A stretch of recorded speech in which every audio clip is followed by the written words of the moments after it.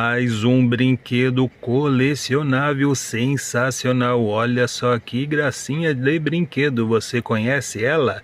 Ela é a Poderosa Thor, ou a Jane Foster. Muito legal. Esse brinquedo aqui é de 2022, feito pelo McDonald's. Tem 10 centímetros de altura.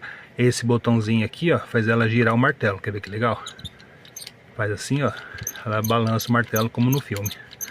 Muito bacana, vai estar disponível para venda, é peça única, eu vou estar vendendo ele por R$50.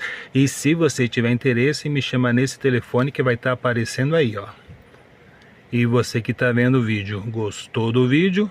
Curta, compartilha e siga o canal porque vai ter mais. Ó, o martelo tem até os detalhezinhos do filme. Muito bacana, eu gostei desse daqui, ó. Se você também gostou, curte aí, valeu, tchau!